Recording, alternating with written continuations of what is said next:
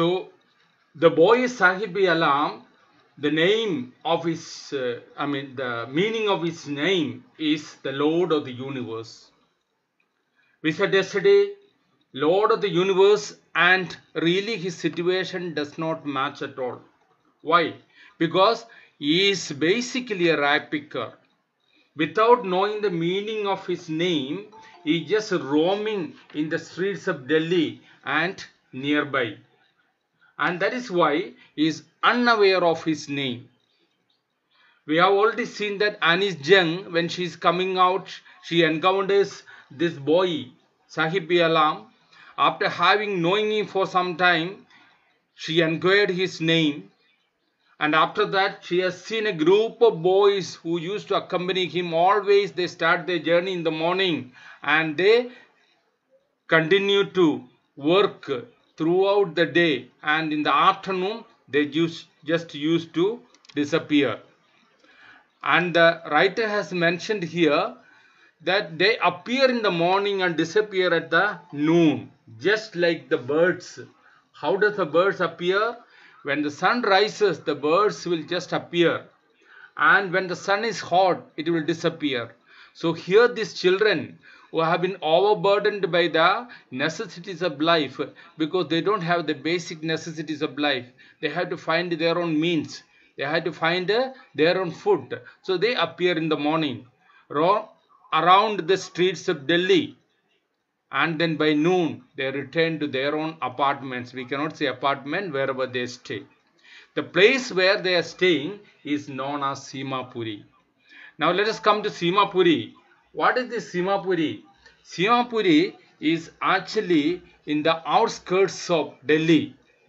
They don't have a permanent residence over there. Their house, we can say it is not house at all. Because the rag pickers of Simapuri live in stretches of mud with the roofs of tin and tarpaulin. Their houses are not actually concreted. They don't have tiled roof. They have got a leaking roof. Their roof is actually temporarily made with a stick and whatever is available. And then it is covered either with the tarpaulin or tin or sheets. So this is the situation of the people.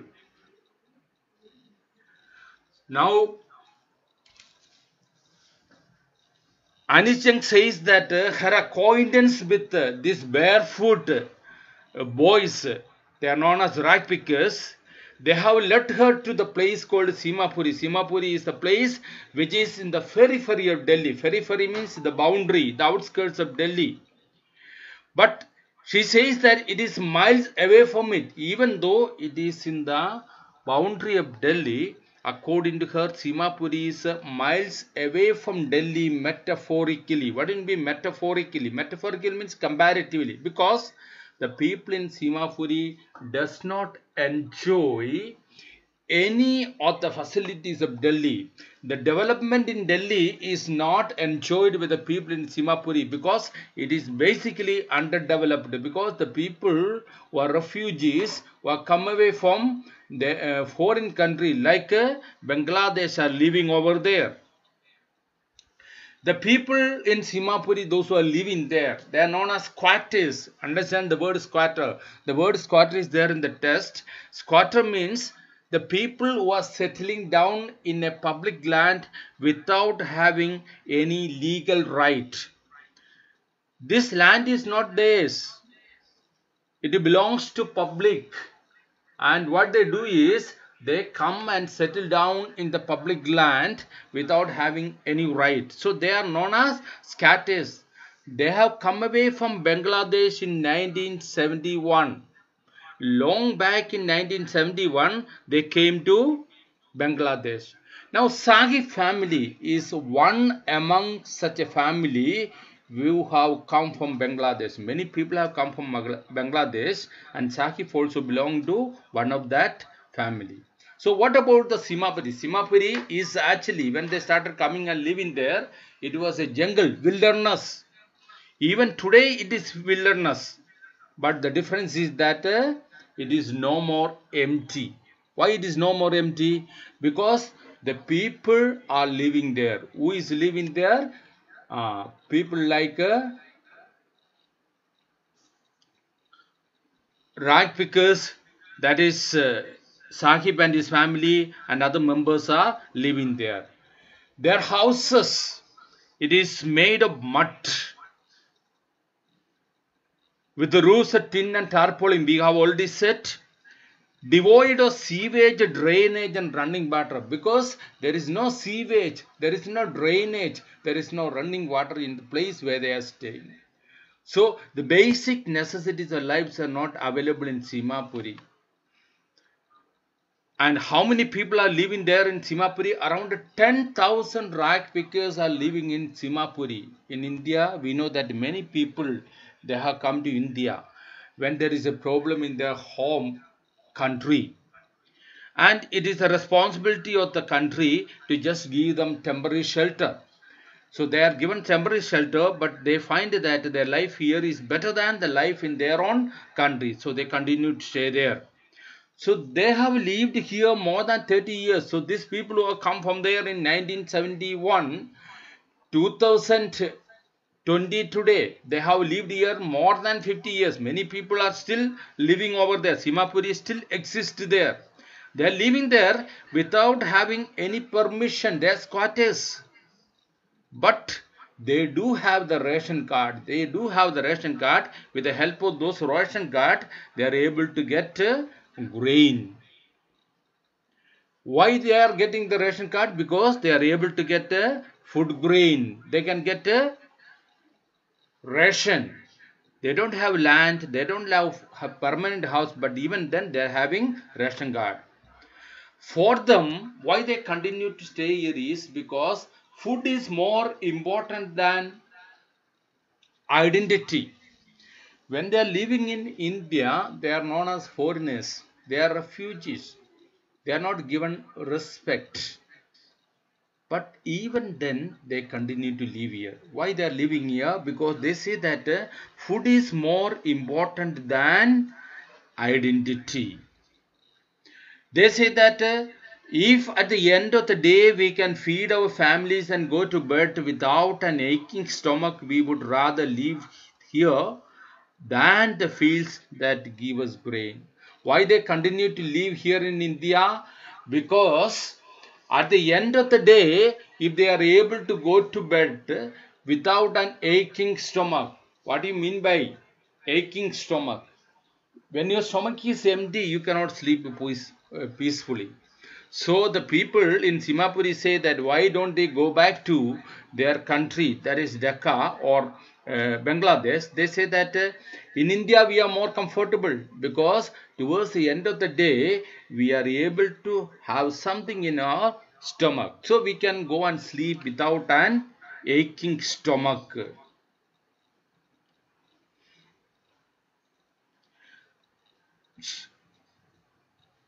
If at the end of the day we can feed our families and go to bed without an aching stomach, we would rather live here than in the feast that give us grain. This is the answer which is given by a group of women who wear tattered saris. When these women are asked why are they not returning to their beautiful land of green field and rivers? Bangladesh is a very beautiful land. They have got green field, they have got rivers, and this is the answer they give. They say that here we are able to sleep with our stomach full. What is the situation of the life of these people? They just roam around in the street. Wherever they find food, they pitch their tents and become transit homes. Simapuri is a place where a lot of rag pickers are living. But what happens is that when these items are not available in the locality where they are staying, they just go out of Simapuri, and wherever they are operating, they will make a small tent over there, and that small tent becomes the transit home. Transit homes means the home on the way.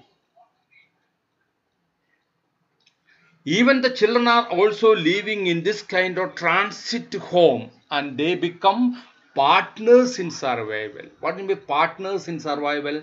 They are also helping their parents to go out and collect material so that they will be able to add something to the family. And what is the job in Simapuri? In Simapuri, the survival of the people in Simapuri is by means of rag picking. Rag picking, already we have mentioned. We can find the people coming even in our campus with the plastic bags, collecting old tins, notebooks, or any rubbish that is thrown away.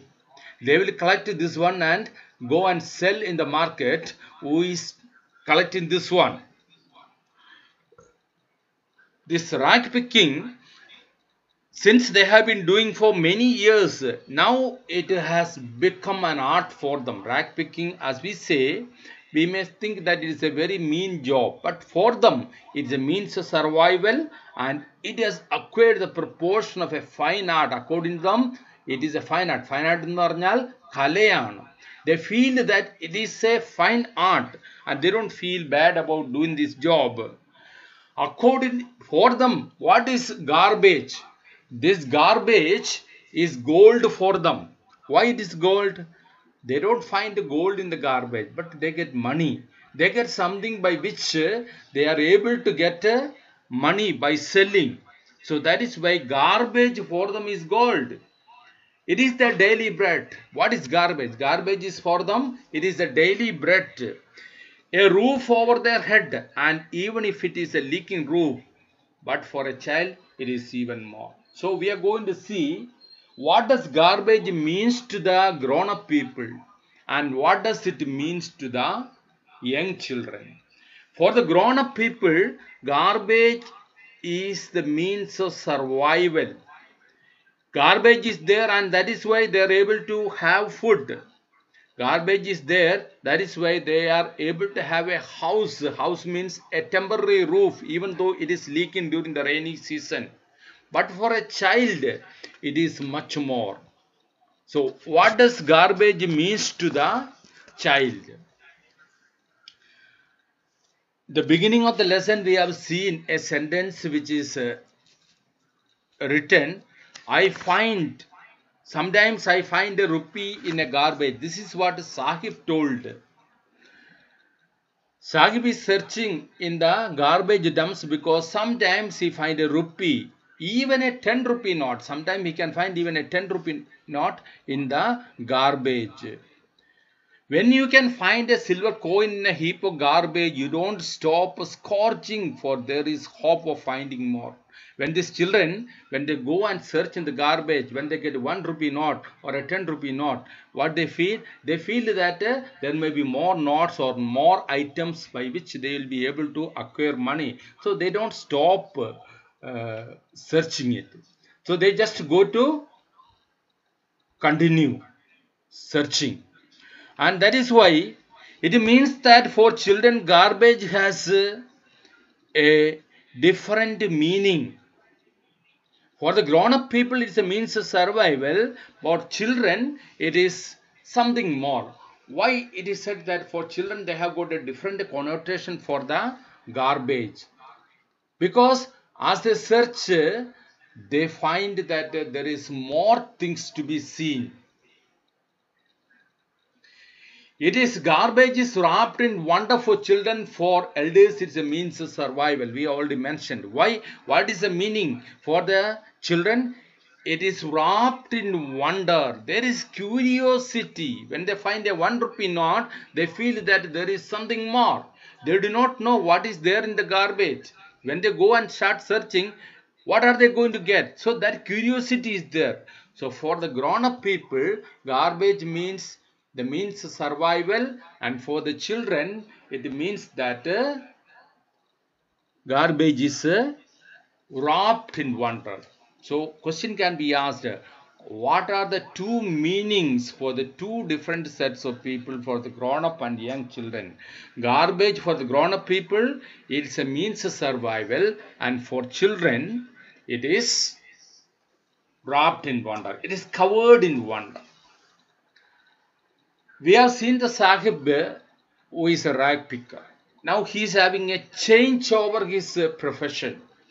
His profession at present is rag picking. We said that for having doing this particular job for many years, it has acquired the proportion of a fine art. He does not find bad about doing this job. So what we find is that he's changing over his job. One morning, Sahib was standing. So before, Sahib also has got ambition in his mind. You see, one morning we can see that Sahib was standing by the fenced gate of the neighborhood club. There is a club is there in the neighborhood. In the club, there is a court is there. The court is completely fenced. What kind of court? It is a tennis court. Tennis, we know that normally it is a game of the, rich people. Poor people normally don't go to play tennis. It is an expensive game. So Sahib is standing outside the fenced gate, and then he is watching two young men are playing this tennis. When he is watching this game, he says that I like this game. Why he likes the game? Because he like to watch that game. He also says that I used to go inside when there is nobody is playing there, because the watchman in that area permit me to use the swing. Inside that fenced gate, inside near that court, there are swing is the swing in the He says that I used to go there and just make use of that swing when there is nobody playing. But just standing outside the court, he also used to enjoy the game. The dress that Sahib is wearing, we know that tennis players normally they are wearing tennis shorts and jersey, and also they do have shoes, socks, etc. They are well dressed. In their hand they have got a tennis racket.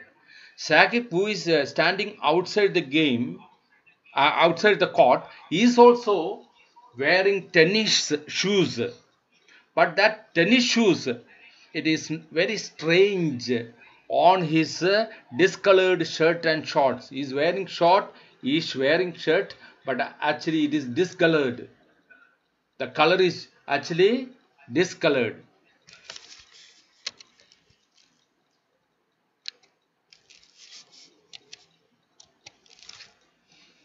So here, even though he is wearing the tennis shoes he has not purchased. Probably it has been given to him by somebody, or somebody threw it away and he has taken it. The lesson says that someone has given him these shoes.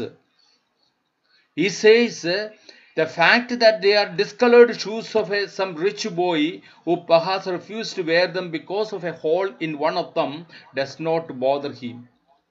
So he does not mind wearing an old shoe. Probably it is given to him because it was actually discarded by a rich boy. We also sometimes what happens is that we throw away the shoes that is given to us after having used for some time. But there are poor people who try to take even that shoes and make use of them. For one who has walked barefoot, even shoes with a hole is a dream come true, but the game he is watching so intently is out of his reach. So why Sahib does not find it bad to use the shoe that is given to him by somebody which is already discolored, which is maybe not suitable to his size, or which is having holes underneath in the sole? Because all his life he has walked barefoot. When he is watching this game from outside the locked fence, he likes to watch the game, but he does not intend to play that game because he feels that that game is beyond his reach. It is out of reach because he understands his limitation. He understands that this game is of the rich people. He is a poor boy who cannot afford to buy a costly racket or the dresses, etc. And therefore he is content to watch that game. So what we understand here, Sahib Alam has got a limited ambition. His ambition is limited to his own resources. He does not have a very big dream, and getting that dream, because of that dream, if it is not getting satisfied, he will become disheartened. So that is why he is limiting his dream, limited to the resources that is available. What is the resource that is available to him? To watch this game. To play that game is actually out of his reach. As I mentioned earlier, Sahib in the beginning, he was a rag picker. Now he changes over his job. One particular morning, he is actually just making his journey towards the milk booth. Milk booth means the place where tea is served, milk is served. He is just going there. While he was walking, in his hand, he was having a canister. What do you mean by canister? This is canister. That means the container in which we normally carry milk is known as canister. A steel canister. Earlier, actually, he was carrying bag. It was a plastic bag. While working in this tea stall, what is he getting? He is paid 800 rupees and all his meals. Earlier, when he was working as a rag picker, probably he was not even able to have one square meal a day. But today what happened? What is his situation? He is working in a tea stall. Tea stall is not owned by him, it is owned by his master. But he is given 800 rupees a month. 800 rupees is not a small amount of money at that time. Not only this 800 rupees, he is given all his meals. He gets breakfast, lunch, dinner, tea, everything he gets. So definitely he is supposed to be more happy. But whether he was happy or not, that we have to find.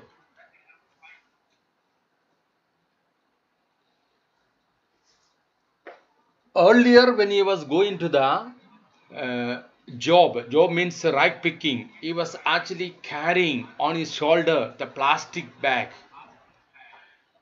When he was asked whether he was happy with the job that he has got, Danish Jung asked that, are you happy with the new job? Because you are getting 800 rupees and you are getting all your meals also. You are more richer than earlier. More money means it should increase your happy. So what is his situation? He carries a canister which is heavier than the plastic bag that he used to carry on his shoulder. His answer was that he was not happy. Why is not happy in the present job? Because he says the canister that he is carrying is heavier. The plastic bag that he was carrying earlier was not that much heavy. What does it mean? Canister is made of steel. Plastic bag, of course, it is made of plastic. Plastic is not heavier. But the idea is something different. The idea is not that one is heavy and one is not heavier. The plastic bag that he was carrying on his own will. Nobody compelled him to carry. If he doesn't want to carry one day, then he may not carry. But what happened when he is working in a tea stall, he has to attend that tea stall in right time at whatever time his master asked him to go there. So what we find is that even though he was paid 800 rupees and all meals, he has lost his carefree look. Looking at his face, earlier how much happiness was there on his face, that much happiness you cannot find him. Because the reason is given here that canister is heavier and plastic bag was lighter. The bag belonged to him, the canister belongs to the man who owns the tea shop. Why? The bag was his own, the canister belongs to somebody else. Which means Sahib is no longer his own master. That means he has lost his freedom. That is, in order to have happiness, what is the first requisite for happiness? First requisite for happiness is freedom. He has lost his freedom. That is the reason. It is not because the heavy weight of the canister. The weight means here someone is compelling him to carry that. Earlier he was the master of his own. That means he could just go as he likes. But now the master commands him. This is the problem with him. So this is the first part of the story. This lost spring depicts the experience of two sets of people. The first set of people are the rat pickers. The main protagonist of this part is Sahib Alam. Anis Jung is encountering Sahib Alam, and then she understands that he is a rag picker. When he was asked why he is not going to school, he said that he has nothing else to do and the school is not there. And not only Sahib, there are many boys together with him who are walking barefoot doing this work. So this is something about child labor. This part of the lesson that is engaged in a tea stall, it is child labor. We know that child labor is actually banned by law in India. But even then, even today, we can find children employed in shops, factories, and even in the house as domestic servants. So that has to be discouraged. Now we come to the second part of the lesson. I want to drive a car. Who says? Mukesh says. What is the ambition of Sahib Alam? He wanted to watch the tennis game. But he does not want to play it because he understands that it is beyond his reach. Mukesh wants to drive a car. Why he wanted to drive a car? Because he belonged to a particular caste, the caste which is dedicated to making bangles. Because Sahib Alam, we said that he was not happy because he was no more his master. But Mukesh's attitude is different. Mukesh says, he insists that he wants to be his own master, and that is why he wants to become a mechanic, he wants to drive a car.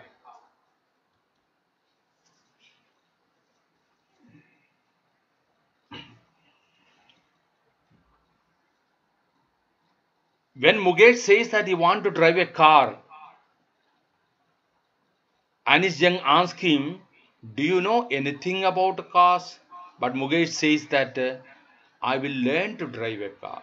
He does not know how to drive it. He wants to become a mechanic. He wants to drive a car. He wants to become his own master. But he does not know anything about the car. But there is a determination when he says that I want to drive a car. When he was answering, he was looking straight into my eyes. Anis Jung says that when I asked him that do you know anything about driving a car or about car, he says that I do not know, but I will learn it. When he said that I will learn it, he was looking into the eyes of Anis Jung. Why? There is confidence, there is determination. Unless we have confidence and determination, we cannot look into the eyes of other people. Looking into the eyes of other people and talking means we have got confidence. We are strong people. So Mukesh, the way that he is looking into the eyes of the Anis Jung and just answering that I will learn to drive a car, we feel that he will cherish his dream. His dream looms like a mirage amidst the dusty trees that fill his town Firozabad, famous for its bangles. Where does Mukesh come from? He comes from Firozabad. Firozabad is famous for making bangles because we know that the dream of Mukesh, it looms. Looms means it appears like a mirage. Mirage means illusion. What is illusion? When you go to desert and if you look from one corner to another, a small animal which is far away may just appear like a big animal. For example, when we sit in the classroom of Navodaya, class 12, and look into the ground, the football ground, if you look at the last end of the football ground, if you find a small dog is there, when it is very hot and the sun is very hot, we can say, that small dog appears like a big, and the visibility is decreased because we cannot identify that animal. So that is mirage. That means when you say that his dream looms like a mirage, means whether he will realize his dream or not, it is not very sure. Why? Because he comes from the town of Firozabad. What is this Firozabad? Firozabad is actually famous for making bangles. In Firozabad, every family is engaged in making bangles. What is the job of the people in Firozabad? Everybody is actually engaged in making bangles. We know what is bangle. Bangle normally used by the women. Here they are speaking about glass bangles, not gold bangles. Every family, every other family in Firozabad is engaged in making bangles. It is said that Firozabad is the center of India's glass blowing industry, where families have spent generations working around furnaces, welding glass, making bangles for all the women in the land. All the women in the land means Firozabad is a city which is producing enough and more, or whatever amount of bangles are required for every woman in the country. That is, in India, all the women requires bangles. All these bangles are actually produced from Firozabad. So we find that the family line of job, every family in Firozabad, they have spent generation after generation in making bangles. So a particular caste of the people are living there in Firozabad. We know that earlier when caste system existed, each caste was given a job. So now this particular caste to which Mukesh belongs to, they have been given the jobs to do bangle making. Bangles are very important in the life of the women, because we find that without having glass bangles, especially in northern culture, in the Indian tradition, no woman can become a bride. The realization of the fullness of a woman is at her marriage. When she is getting married, when she is decorated as a bride, her wrist is actually covered with the red bangles, and that is why bangles are very important. Different colors are used by the women on different occasion. Young girls use different color, brides use different color. So different color, so bangles are made. So all these bangles are actually made from Firozabad, and that is why the family lineage, family job, or the people in Firozabad is actually making bangles.